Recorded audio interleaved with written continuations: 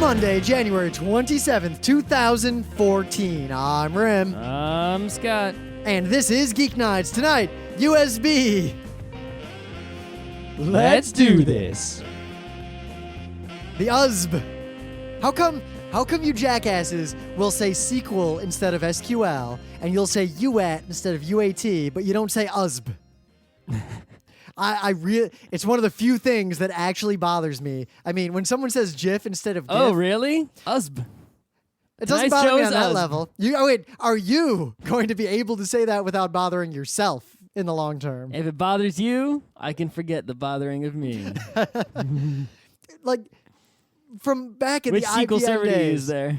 it's just when people would be like, blah, blah, blah, sequel, I'd be like, what? Sequel? Sequel to what? Lord of the Rings? But I found that sequel and UAT are getting said more and more in my circles. I don't know how to fight against this tide.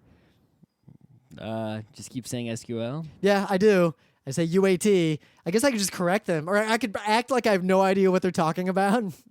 Like, UAT, what? I know people who worked for MySQL saying MySQL, so... I know. They're really, wrong.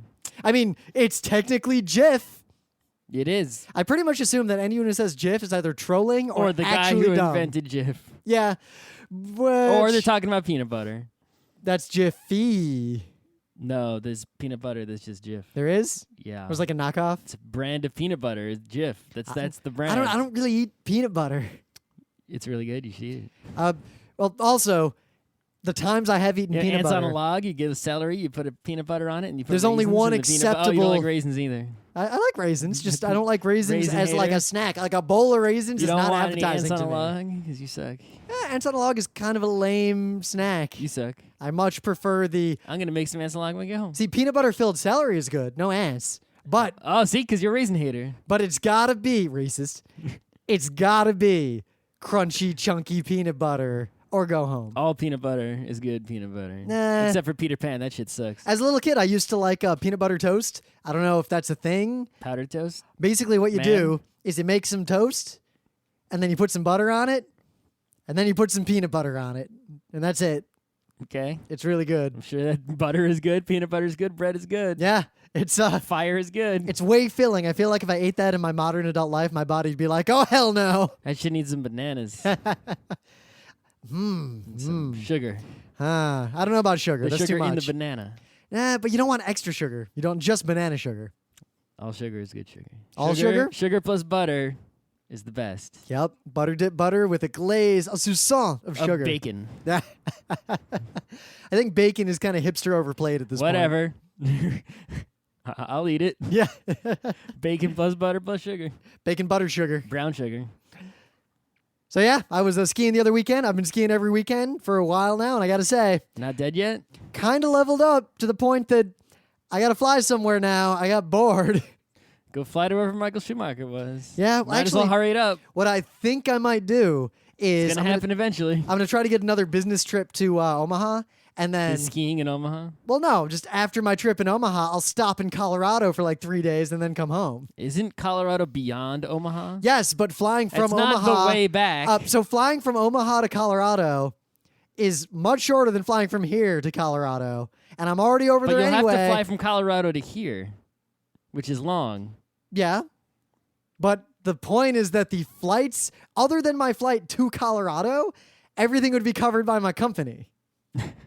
And I would save the time because I'm already fucking over They're there. going to pay for your ski lodge, hotel, and lift ticket in Colorado? No, I'll pay for that.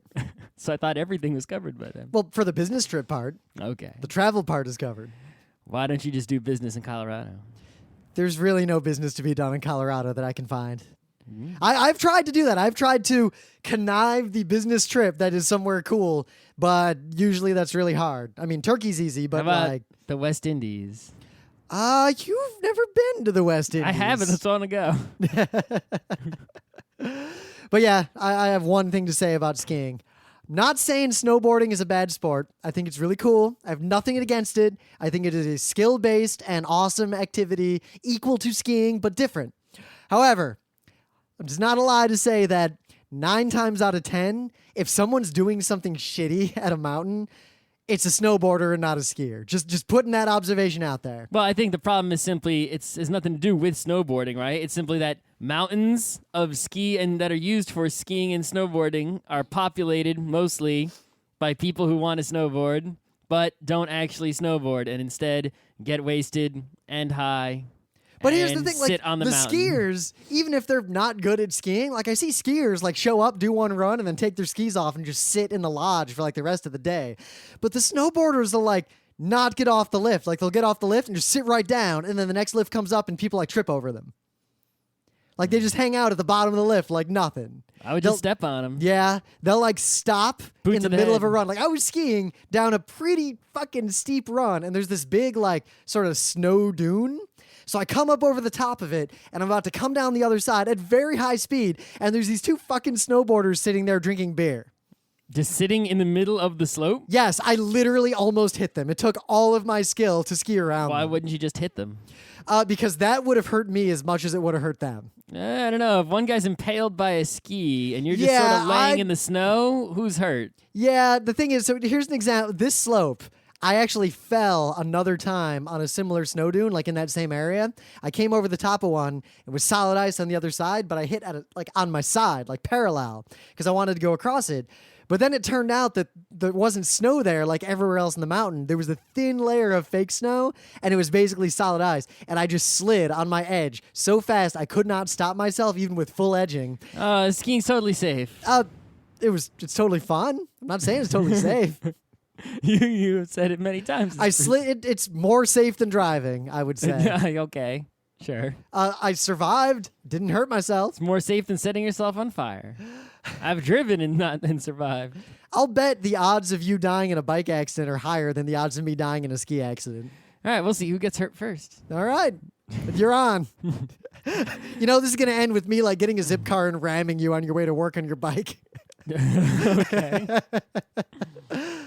So, this news isn't that exciting, but I just thought it was interesting. So, Stratasys, which is a company that makes 3D printers, announced that they have made the first multicolor, multi-material 3D printer. So, Oh, I saw that thing. it's sort of obvious idea, right? It's like the way a printer works is that there's some sort of head that squirts material, be it ink or melted plastic, right? And it moves around and it squirts and it builds either, images on paper or physical objects with this method, right? It would be sort of obvious. We already have color printers, and the way they work is they have multiple heads that squirt different colors. So you would make a 3D printer that had multiple heads and squirted different materials and colors with the different heads, thus to build a multi-material, multicolored object in one print go, instead of building separate objects and then sticking them together with glue at the end. Or obvious idea, but no one had done it until now, apparently, because it's really not that simple to do with actual physical materials in a 3D printer the way it's simple to do with, ink. Yeah, because you're Well, not building at least layers of I mean, stuff. look how long it took them to even get ink from, dot matrix up to color, DeskJet, and then laser color, right? Yeah, I It mean, took a long when I was a time. kid, you couldn't just print to a piece of paper. You had to print to this ugly-ass ribbon paper. That's right. So, we have finally reached this point, which is sort of the obvious development, but no one could quite pull it off into a product that could be sold. And here it is. It's only $330,000. I say give it 3 to 5 years before you can buy one of these for your house, and it's reasonable, like 1 to 2,000. And then it'll be pretty awesome. Yeah. Well, I mean, Also, it's also thing that makes me really like this is all the examples they have. They're printing out multicolored bike helmets. ha. Well, we've said this many, many times, so I'll just say it again briefly. This technology, milestones like this have been coming along pretty rapidly for a few years now. 3D printing technology is moving way faster than the vast majority of humans think it is. Yeah, it's like the things like we're hoping for, like brain into cyberspace. It's like we're not seeing much movement there. All the movement, We are. all the real movements happening in 3D printing right now. We're gonna get to Diamond Age before we get to Neuromancer. Yeah. I just want to get to culture. At the current rate, it's gonna be Diamond Age first. So My goal is just culture. if you have to read some cyberpunk novels, Diamond Age is the first one to go to if you're worried about what's gonna happen soon. Either that or just watch Ghost in the Shell. Yeah, but Ghost in the Shell is we're gonna have. I'm saying is Diamond Well, Age will come before Ghost in the Shell. I don't know, because I point out that everything in Ghost in the Shell socially is happening except for the cyber brains. Like, we're doing all those things without cyber brains. But Ghost in the Shell doesn't have the 3D printing, which we are going to have. I know. And do have. So we'll have the social Ghost in the Shell with the material Diamond Age, but we won't have the far extremes of the other parts of the technology in the two. We do need to make, maybe that's something that needs to be made, the cyberpunk story that has both. Culture. Sure. You realize That's it. the problem with culture is culture that, doesn't have the cyberspace. yeah, because they don't need it. They have it, and no one gives a shit. That's right. They're at the point where people will be like, yeah, I don't do simulation because there's literally no difference between simulation and reality. Like, there's no such thing as hacking in the traditional sense. You don't have to wait for the orbital to be built in the simulation. It just is. Yeah, if you don't want to wait for the orbital to be built, just stop your mind, save it in a substrate, and then get woken up when it's built. Literally no time went by. Sweet. Yeah, culture books are really great, and I'm almost out of them. Well, that's sad. So I got another actually really cool news that you guys might not have been paying attention to. So if you weren't aware, polio's not really an issue in the Western world, but it's still an issue in other parts of the world. Even to this day. Yep. But there's a big milestone. India, finally, after a long and hard battle, is on the verge of officially having eradicated polio. Even in the places where, like, it's totally rural and there isn't really... The numbers of cases in recent years were numbering in the hundreds, and now they're at the point to where some of the last work to do is to secure and or destroy the samples of polio they have in labs because they've done such a good job of fighting polio. Not to rain on a parade, but is this because maybe in the rural places they just infanticide babies with polio? No, actually. It's mostly due to the fact that they force children to get immunizations. That is a good news. In fact, and I have not found any badness in this news with my cynical powers. They did it really obviously. They got people together. They paid whatever needed to be paid to make this happen. And they had people at the border, even like undocumented illegal refugees, whoever you were. They'd give you, if you had any kids, they'd be like, your kid's getting this vaccine, and then we're not going to ask you any other questions or bother you in any other way. Otherwise, you can't come in. Yeah. And we're going to stab you with this needle, and then you can come No, in. not even stab. So they're even they took the broad approach. They used the other methods, like the nose spray and the other things. Do they work? I guess they must work. They work almost as well. So now that they've basically eradicated polio, by using that as like this broad brush, they're using the more effective and safer injections to have another generation of kids with one like higher level of immunity. And basically, India has solved this problem that has ravaged the entire world for a long time. I mean, FDR had polio, guys. That's why he was in a wheelchair. He was in a wheelchair? Yeah.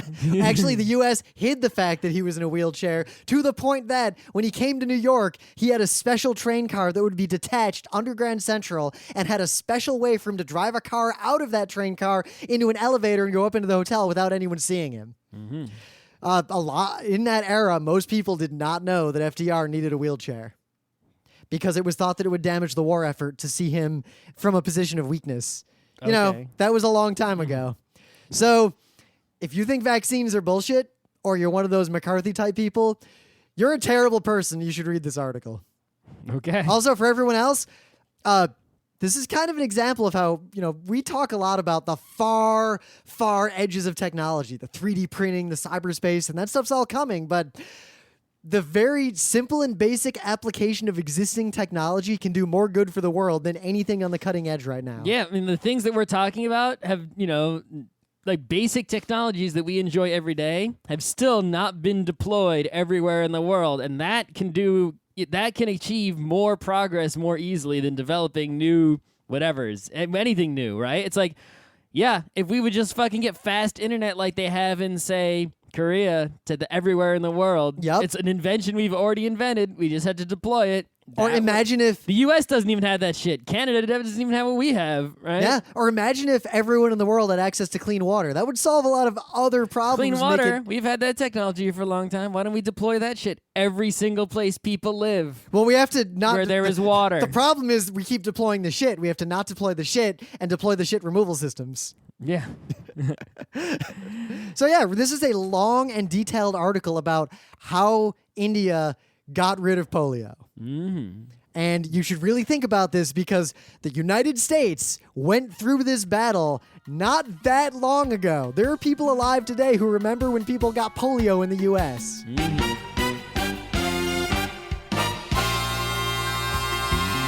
So, things of the day. You're all familiar with the fact that YouTube comments they're not the literal bottom of the internet because that's space dicks, but they're bad. They're the bottom of the internet that you can even see, like below. They're YouTube comments. They're the worst internet in the place that you actually go to. So it's like the worst internet that you actually encounter normally that you can't really get away from. Like, here's an example. You're gonna go to YouTube. If you go to a city like Detroit and go to a really, really bad neighborhood and go to like the worst alley in that bad neighborhood, that's YouTube comments. The only way to get worse is to go inside of a private crack house. Right, but here's the thing: is that usually you don't go to those neighborhoods, right? You don't go to Space Dicks. So, but YouTube comments is like you're just walking down the street going to your regular old grocery store, and you're like, "What's in that alley?" And a guy from the really bad neighborhood walks into the grocery store. That is YouTube comments, and that's why there is such a problem, right? As opposed to if that guy stayed in his neighborhood in his Space Dicks, people wouldn't hate on it so much. So. This is a video, and these guys did an entire series of these. So if you enjoy this, just click on that channel, Dead Parrot, and watch everything they got. They're Dead all Parrot, brilliant. you say? Yes. So this is It's not dead, I what don't they think. do. They have actors. They still had new videos uploading. They're Yeah. not dead yet. It's getting better. It's pining for the fjords. It's not pining. He's passed on. All right, let's not quote the entire. I feel like nerds who were born in a certain era can start quoting Monty Python verbatim and not stop until an entire movie or scene is acted out. So, peng. All right. Okay. I concur. So, this is a reconstruction of a YouTube discussion between two people on the video of Nelson Mandela's funeral. You can go look at the actual conversation that Wow, they so serious. are reenacting. This is beautiful to behold. All right. Is that it? That's it. Okay, so we've been reading, if you haven't been paying attention, there's been a lot of stories recently in the past few months or so about how most of the olive oil you get is not olive oil, right? Apparently what happens, I don't know if we might have talked about this in the show before, but a lot of the olive oils in the grocery store are like not 100% olive oil, and it's like they'll import other oils to Italy, combine them with olive oil, and then send them out, right? So, it's like now that that's been exposed to people who care, the only question we really want answered is, well, what the fuck olive oil do I buy that's actually goddamn olive oil, right? Yep. So, here's the answer. Thing of the day. Tom's, I guess it's Truth in Olive Oil. Tom's Supermarket Picks. Quality oils at good prices. This guy went to a bunch of supermarkets. He got olive oils, and he said which ones are legit and which ones are not legit. How did he determine that? Did he test? He is an olive oil expert person. How do you know he's not a scam? How do you know he's not in the pocket? How do you know he's not in the pocket of Big Olive? Because he's mentioned a whole bunch of different olive oils everywhere, and Maybe the olive lobby has got him in their pocket. I trust anyone who says they went to Trader Joe's and only 3 out of the 6 were the real deal. Maybe Trader Joe's didn't pay up to Big Oil. I don't know, but all right, fine. Maybe he did not worship at the altar of olive oil. If this page is an olive oil conspiracy, well, you're just fucked. You're not going to get real olive oil anyway. But at least the next time I go buy some oil, I'm either A, going to buy the cheapest goddamn oil they have, and if it's fake, who gives a shit? I'm buying the cheapest oil. Or B, buy the olive oil on this list. Plus, I think I also learned you sort of need 2 olive oils. Yeah, exactly what I was about to say. You need extra virgin olive oil. You got to get the olive oil for dipping things into. For dipping your breads. Yes. And then you got to get the oil, the cheapo one for cooking. Yep. It's still olive oil, but you don't want that strong-ass olive flavor. That's right. You got to get 2 different oils. Anyway. So, in the meta moment... Oh, and you use the one for dipping also for salad dressing. Yep.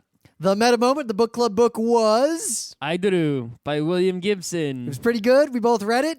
We're going to do a show on it as soon as we can. Thursday? Yep.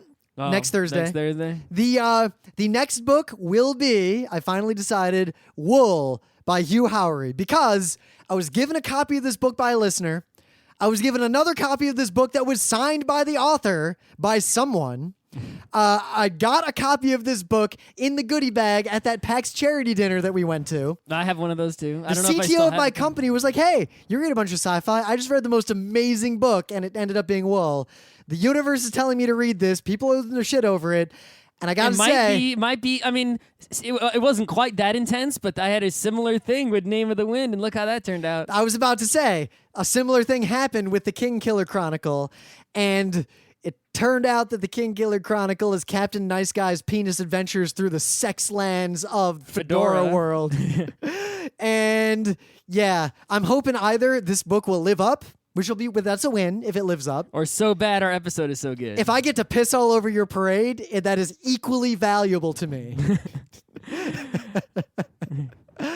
Oh, what else They're we not pulling got? the wool over our eyes on this one. We're going to be at PAX East. We're going to be No. at Zenkai Con. What? Why? We're going to be at Anime Boston. Okay, we can go there. We're going to be at Kineticon. We're scheduling panels for Kineticon currently. We're going to be at PAX Prime. We're going to be at MagFest. No. I'm going to be at PAX Australia. Scott is probably not going to be at PAX Australia. Someone want to pay for it? Yeah, we might get someone to pay for it. Send me some monies. Maybe we'll do a Kickstarter of bring Scott along It's to not, Australia. I don't need enough monies just for the plane ticket. I also need monies to make up for my unpaid vacation days. Nah. What if you covered half of it? Because it's going to be summer. You can go to the reefs. I know. That's part of the reason why I really want to go. Yeah, it's pretty much the only place I want to go. Yeah. I just don't want to, it's like I want to go to every PAX, and I want to go to see the coral reef, but I feel bad going to the same country twice. I haven't even been to Europe once. Yeah. I got to go to Europe. My plan is to go to Australia for Thing PAX. is, I want a convention to go to in Europe, but there's no PAX there, and all the conventions they have there, as far as I can tell, are just like LAN parties. And besides Essen. So Scott, I'm planning to spend like 3 weeks. My plan is to do PAX and then do work stuff. Like basically go to Sydney and all these cities doing work stuff. I kind of want to book enough days off to bike from Melbourne to Sydney. And I guess in the summer you can do that. Well, we learned Past you can all just those bike on farms. the freeway. Yeah, just past all those farms. Yeah. Yeah. But I mean, we saw there's bike lanes on the goddamn freeways there. I know. I'm really excited about that. I looked online. People have biked from Melbourne to Sydney. It's not out of the realm for someone of my ability. And then I want to go to sleep in. and then I want to go up to the reefs and then go home. Or maybe I'll stop somewhere in that region on my way home. I think this year I'm going to spend my monies on just getting a new bike and maybe that camera if it comes out. You should probably get that camera. That rumored 4K. Yeah. We'll see. So people can really see our pores when we do Geek Nights Presents. And our Netrunner cards. So yeah, tons of videos of our shit are on the internet. Spread them around. The more you spread them, the more views they get, the quicker we make more. We have created more episodes of Geek Nights Presents, and as soon as I can get my ass down to editing them, You mean one episode? 1 is a number. You said episodes. Yes. It's not. We even created one episode. Well, trying to think of how I could stretch that into episode. I could release it as 2 episodes like we did with that one Nanami thing. That you should not do. I could release episode 10 and then episode 10A. Do not do that. But I did that once. We had the choo-choo aside. Well, there's no asides in this one. I could do an aside of just the Shadow Girls. I could add audio explaining that it might have been a metaphor for that time when Chiyo Saito, or when Ikuhara went to Chiyo Saito supposedly and said, hey, what color should the dress be? This one or this one? And Chiyo Saito was like, that one. He was like, okay, and then did the opposite of what she said. According to America. Yes, according to An America. I digress. Join our forum. It's awesome. So, you might be thinking to yourself, you kids out there, why are Rim and Scott doing a show on USB? Because Rim wanted to. There's so little to say. I plug it in and it just works. And that's kind of true. But at the same time, the reason I want to do this show, I'm not going to, you'll say, I sort of have a point here at the end, a moral to all this, is that randomly, over the last few months, I had multiple people who are technological in some fashion incorrectly correct me on a matter of USB. Multiple occasions came up where someone had some question like, I want to plug my thing into my cell phone. And I'd say, oh, you need a micro B or a mini B. And then they'd be like, oh, well, blah, blah, blah, what's this thing? And I was like, oh, that's A. And then they'd say, no, I think that's B. I think you're wrong. And they just didn't know what they were talking about. And enough people were wrong about USB in the same way. I don't know if like someone just wrote some documentation incorrectly somewhere. I don't know if someone fucked up somewhere, and a lot of people don't know how USB works, and in fact know it the opposite way from how it should be.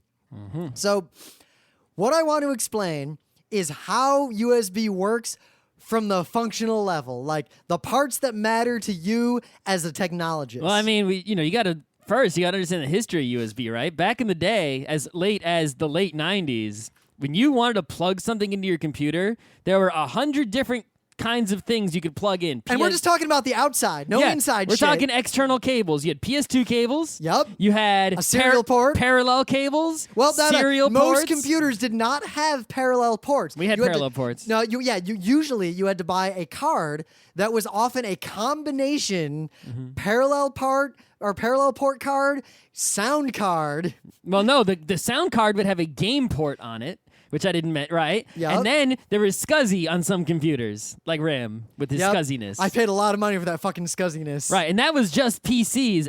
Apple computers had a whole bunch of others, right? So, and in those days also, when you connected hardware to a computer, you had to manually configure like the IRQ and whatnot. So you had all these problems, and what happened is around the time that Windows 95, 98 came out, they solved the problem of automatically detecting what was plugged in. So you didn't have to manually configure your shit. It would just be like, oh, I see some hardware, all good. That was a big deal. Right, it was called plug and play, right? And it actually started to work. And they could load, the drivers for your hardware sort of dynamically instead of you having to like manually put them in. So that allowed for the introduction of USB, the Universal Serial Bus. They could replace pretty much almost all of those ports with one kind of port, the USB. And the most important thing about USB is that you could plug and unplug something while the computer was on. You didn't have to detect it when it turned on. You used to have to, if you want to plug something new into your computer, you'd have to turn your computer off, plug something in, turn the computer on. Not USB, you don't do that shit. Yep. Huge so difference. So imagine Huge. this. Here's an example. In the old days, I was at a LAN party, right? In Southfield. And I went with a bunch of my friends. We packed our giant fucking CRTs. Everyone rode with the CRT in their lap. We go to this LAN party. We hook everything up. We play. In the middle of a tournament, I kicked my keyboard cable out. You got to restart your computer. I had to reboot my computer. Yep. You can't just plug that shit back in. That's right. So all these methods were very, very simple. The way these ports worked was so simple that you would almost laugh at them today. Serial ports had all these pins that had all these different functions. You could make a circuit that would respond to a serial port out of resistors and a breadboard. Yep. Like you right now could just do that. It was so simple. Maybe a big chip with a bunch of NAND gates on it to make it easier. Parallel ports, in theory, were faster than serial ports. In theory. Because serial ports were serial. Right, They'd as send in- one bit at a time. Just like a serial TV show, things in order, right? So USB is serial. It sends one bit at a time, basically, but the bits come in so fast, right, one after the other. A parallel port can send multiple bits simultaneously. Like, here are 8 bits, and they all arrive at the same exact moment. So it's like, if you could it's like having 8 USB ports. That should be 8 times faster, right? Right? Well, it was until you started clocking up the speed. Because it turns out that in all signaling, one, it actually takes time for the voltage. Because remember, signals, as we talked about, like 5 years ago on Geeknights, if you want to send a 1, you have to agree mutually on both sides. What is a 1? 5 volts is a 1. Yes. So your voltage changes to determine ones and zeros. There's different encoding mechanisms for that. But it takes time for the voltage to get to the threshold and then get to the other threshold. Yep, it's like the voltage is at 0, it goes up to 5, which means it was at 1 at some point, and at 2 at some point, and at 3 at some point. It just goes, it's pretty fast when it switches up to 5 and down to 0 again. But it takes longer than 0 seconds, right, to get the voltage up and then bring it back down again. So essentially, what happened was with parallel communication, the same thing happened with IDE and hard drives.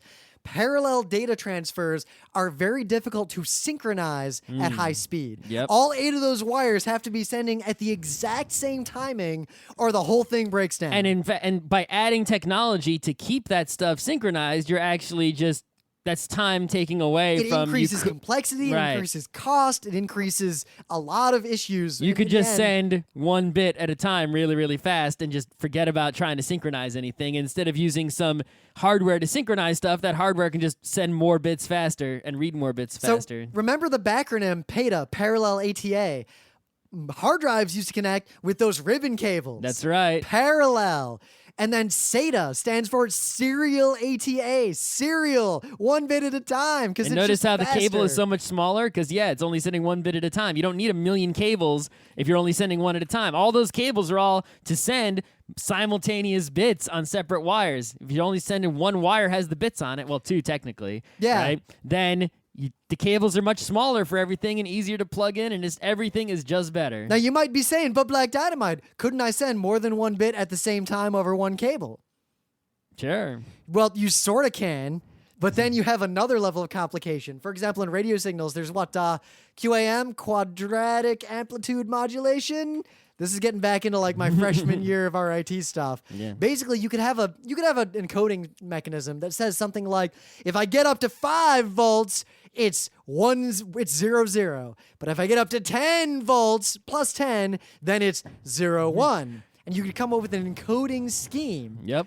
But now it takes longer to get to all those different voltage Yeah, states. to go from 0 to 10 takes a long-ass time. And also you have to get to them reliably so that the other side understands, was that a 1, 0 or a 1, 1? Yep. And you have all the same well, not the same problems, but the same order of problems that you get with a parallel cable. Right. Now you could, if we could just make serial cables so fast, why don't we just have 10 serial cables, right, hooked up to like one hard drive? And it's like, sure, you can do that. Yeah, if you have an asynchronous way of But, getting at the right, data you want. none of those will be synchronized. One of them might be going slightly faster or slower than the other one. So you need, beyond, on the other side of the cables, you need some kind of software or something working at a higher level to sort of resynchronize all the data and put it together. It's like, if one of the cables sends you like 100 bits and the other one has only sent 1 bit, you need to keep that shit in line somewhere. And if you can do it, you can do it. Now think about it. Something like... But then suddenly your CPU is doing this work putting data back together instead of actually processing that data. To use a far-flung example, BitTorrent.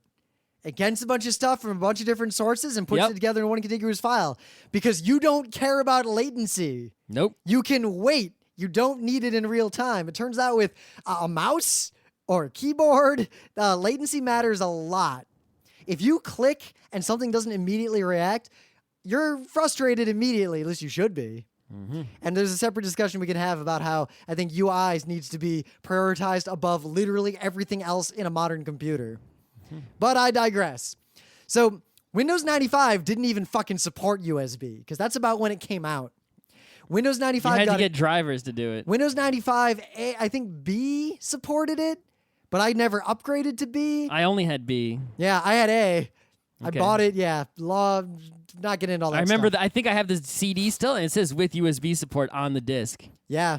So USB got adopted, and it was actually a big deal when USB got adopted. Yep. I mean, it's like it was surprising. Like it came out, and some motherboards had it. Other people had to buy cards to add USB ports. Yep. But it was like when they started actually making hardware that used it, people were, it's actually caught on. Like, and I think really what made it catch on is that almost all the people who made mice and keyboards started making USB mice and keyboards, and they always included in the package a USB to PS2 adapter. So it's like, because that was able to exist, the USB to PS2 adapter was such a simple and cheap device that's what allowed everyone to switch to making USB mice and keyboards, just throwing these adapters in the package so that USB adoption actually happened, right? Otherwise, all the people who made mice and keyboards would have kept making PS2 mice and keyboards and USB mice and keyboards separately, and you wouldn't have had people all switching over as much as they did.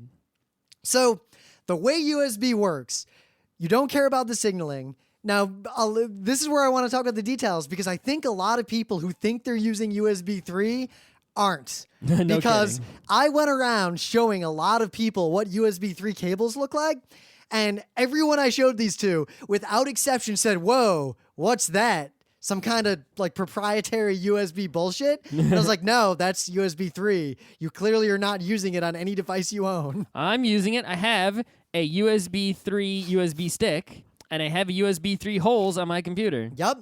Now, The difference is that actually there's different numbers of pins. And there's different kinds of connectors, partly to allow for backward compatibility. But we'll get to that in a minute. So USB 2 is what most people use and know about. That's the USB that was useful. It's just faster than USB 1, pretty much. The big revolution in USB was that, one, it was serial, which was better because it could extend, it could get faster over time. You could unplug and plug things in while the computer was on. Yep. And hot swapping. It could provide power to devices. That is the super important thing. It used to be when you had a serial cable or a parallel cable or any other kind of cable, like, you would have to... PS2 cables provided enough power to light those little lights. Yeah, PS2 provided enough power for your mouse and keyboard, but that's not enough power to actually do anything, right? If you couldn't, charge an iPhone from a PS2 port. If you bought, a hard drive that used a serial cable, you had to plug that hard drive into the wall. Even when I had a USB 56K modem, that modem had a separate thing to plug into the wall to get power, and then a separate thing for the phone cable, right? So, it didn't get all its power just from USB.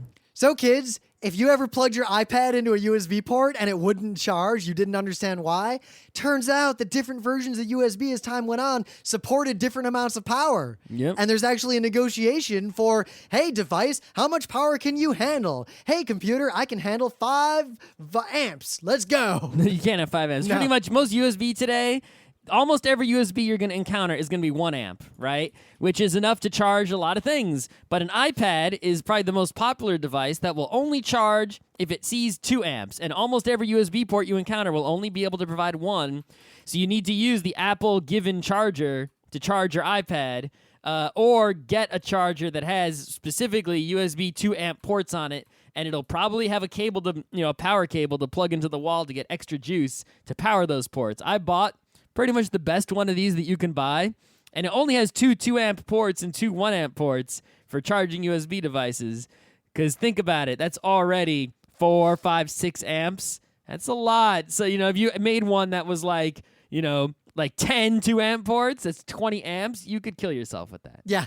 So speaking of killing yourself, here's the part that people don't seem to get. There's 4 pins on standard USB 2. Yep.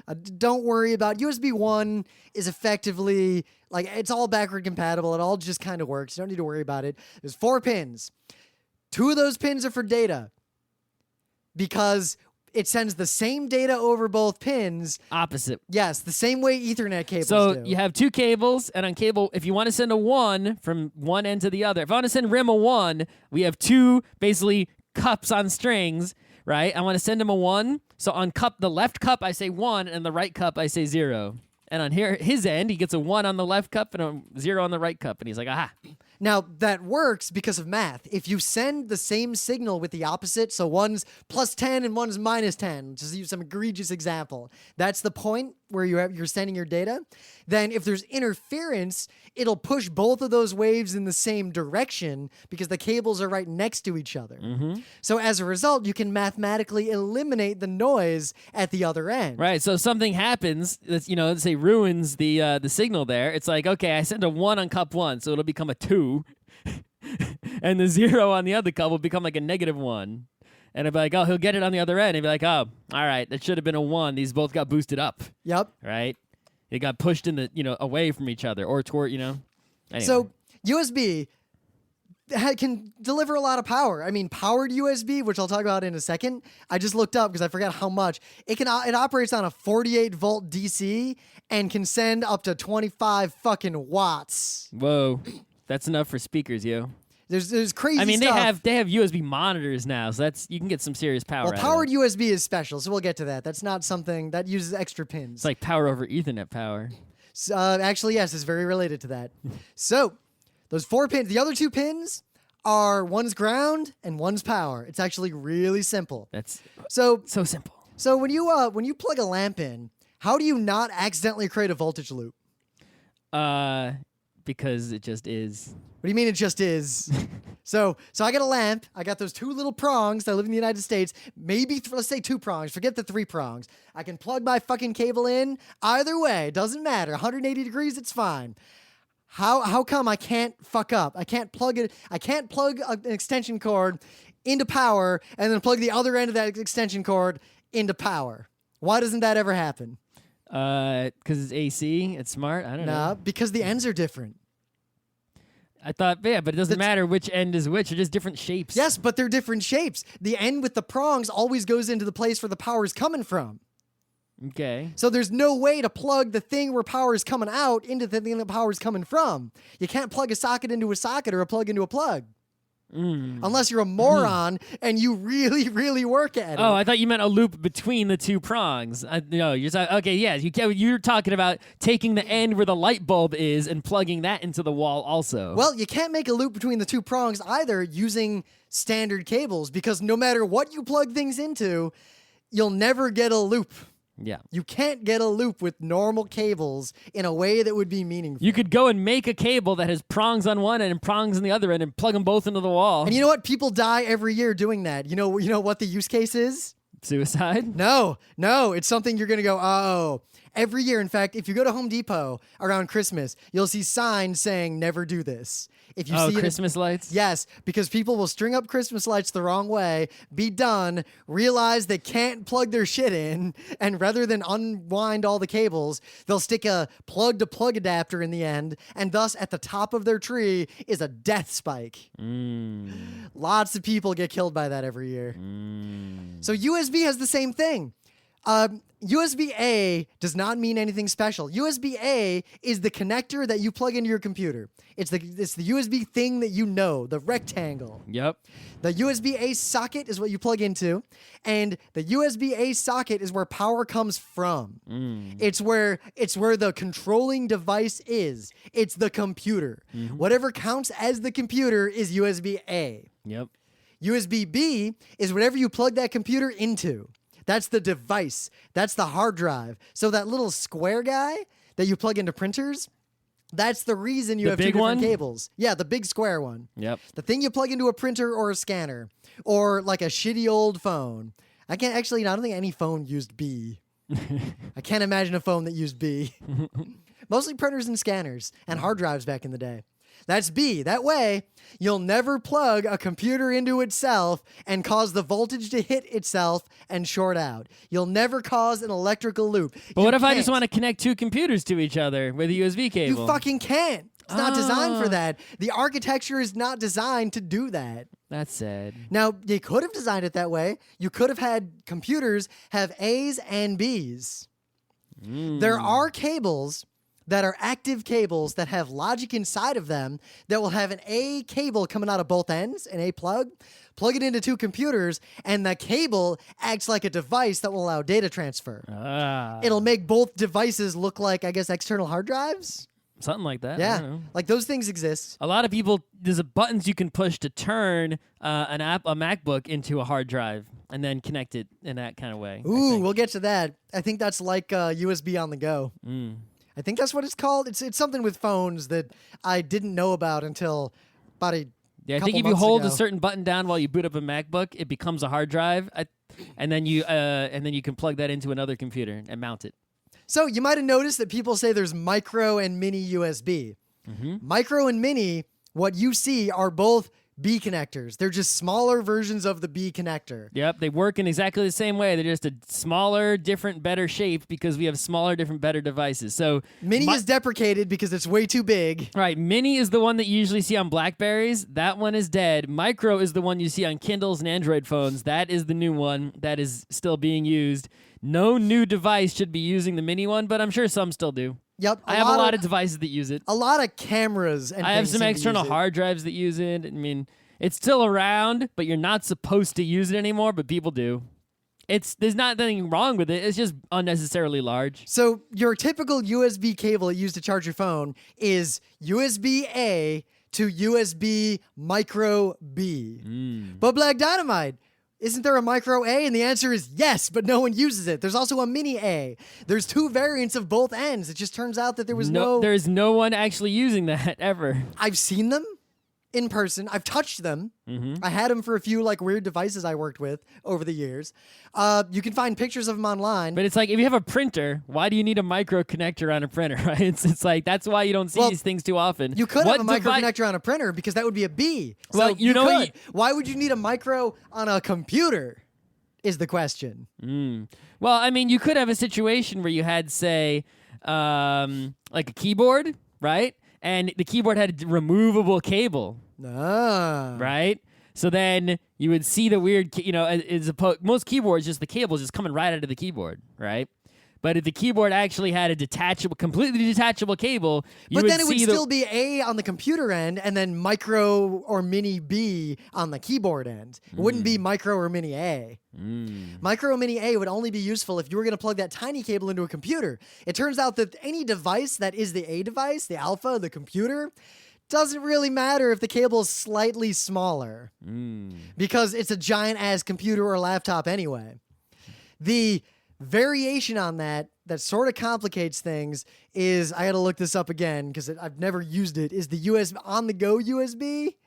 On the go to whatever it is. It's the connectors on some phones are both a micro A and micro B compatible. And they can only be one at a time? Yes. So if I plug a keyboard into my phone, then it acts like an A and accepts the connection from the keyboard, and now I have a keyboard. It's like I plugged a keyboard into my computer. My phone is now a computer.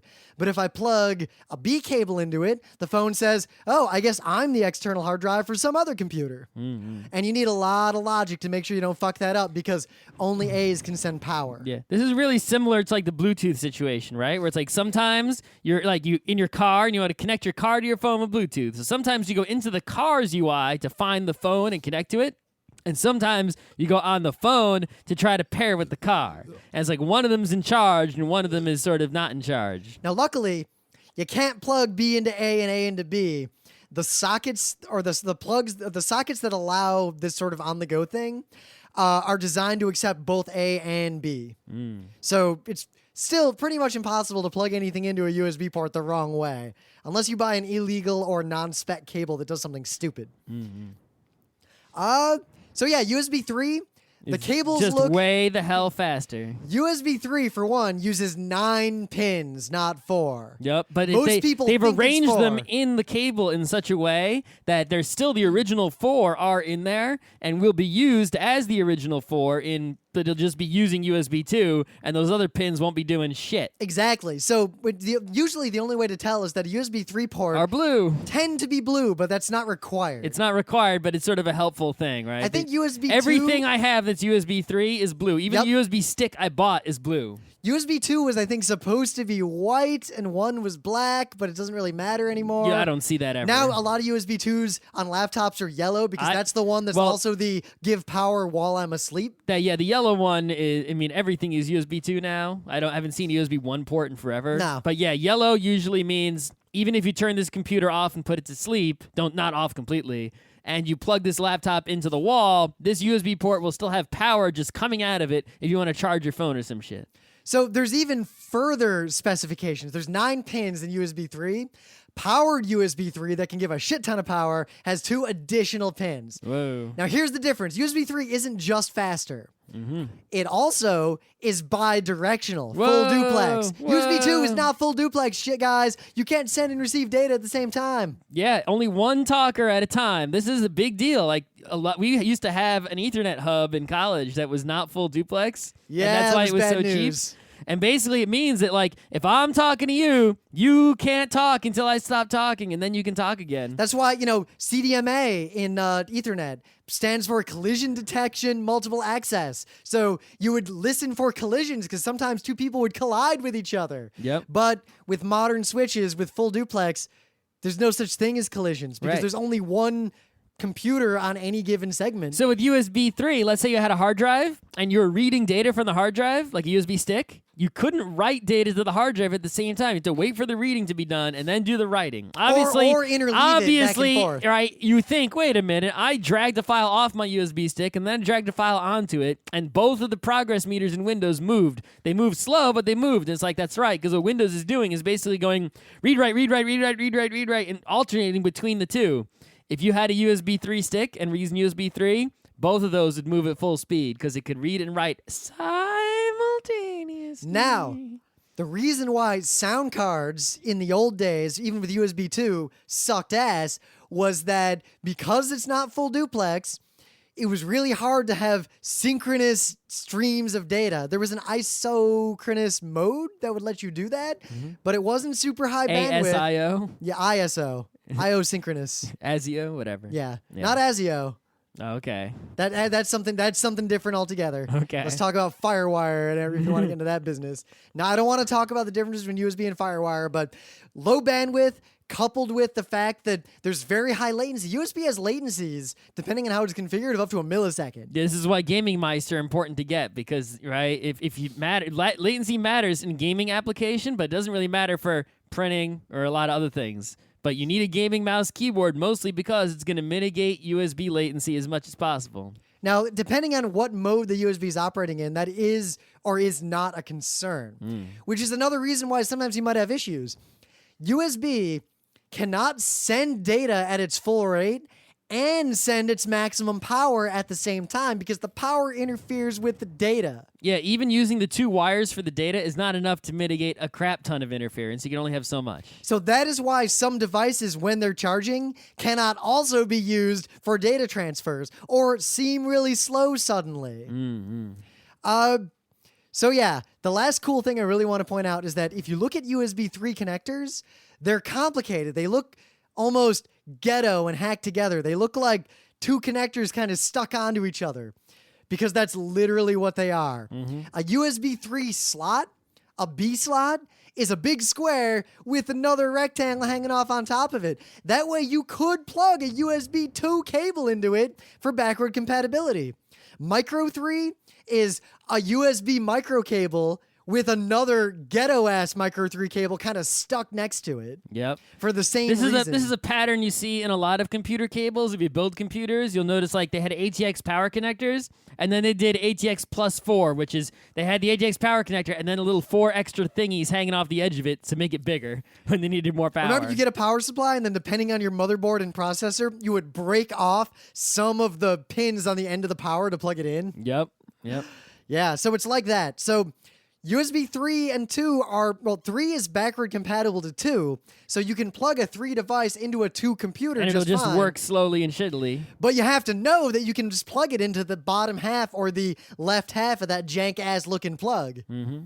So, yeah, the moral of all this, because I could go on, is that the only parts we talked about were the parts that are relevant in any amount of expert use of computers. So you don't need to know the depth. You don't need to know the actual signaling unless you're working with USB devices. You're making on the a USB hardware device. You don't You're need to making a know phone. the exact voltages and amperages and powers available and latencies. Because you can look that shit up on Google if you need to know. Unless you're the kind of person who does audio, for example. You really need to know about how USB works if you want to use a USB-driven audio device and make sure it isn't a cheap-ass USB 2.0 audio device. But the complexity behind USB, something that seems so simple, so straightforward, so ubiquitous that you don't even think about it. The only reason I think about it is because I was there in those days without USB, so I appreciate the things it does. These people who just always had USB don't appreciate, like, you know, you used to not be able to just plug shit into the computer while it's on. Yeah, read this Wikipedia page. It is huge. They'll show you the full depth of all Every this. freaking device used to have a different kind of plug. Every aspect of computing is that deep, even the things that seem very simple. But simultaneously, just because it's deep doesn't mean you should ignore it. You need to know at least the shallow, like, wading depth of every part of a computer if you want to call yourself a computer person. Because then when something doesn't work with USB or you run into an issue, you'll at least understand the basic nature of the issue. If you plug in a weird BlackBerry and it won't charge, you'll at least understand the kinds of things that might be causing that. So you'll know maybe how to fix it. Maybe. Yeah, or you'll at least know if you actually have USB 3 or not. This has been Geeknights with Rim and Scott. Special thanks to DJ Pretzel for the opening music, Kat Lee for web design, and Brando K for the logos. Be sure to visit our website at frontrowcrew.com for show notes, discussion, news, and more. Remember, Geeknights is not 1, but 4 different shows. Sci-Tech Mondays, Gaming Tuesdays, Anime Comic Wednesdays, and Indiscriminate Thursdays. Geeknights is distributed under a Creative Commons Attribution 3.0 license. Geeknights is recorded live with no studio and no audience. But unlike those other late shows, it's actually recorded at night.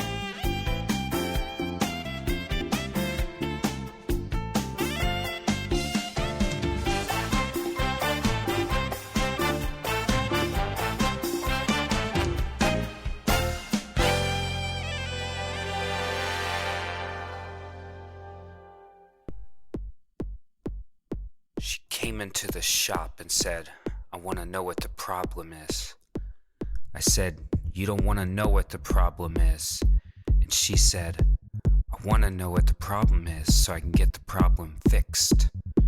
I said, "You don't want to know what the solution to the problem is, and you don't want to know what your problem is." She says, "How do you know that I'm not gonna like it?" I said, "I know you're not gonna like it." So she said, "Just tell me what it is and I'll tell you if I like it." And I said, Maybe I'll tell you." She said, "Why won't you tell me?" I said, "The problem's your ass." She said, "What?" I said, "The problem's your ass." She said, "What?" I said, "The problem's your fucking ass. Your ass is all fucked up and you got problems with your ass." She said, "Why are you saying this to me?" And I said, "It's your fucking problem. You're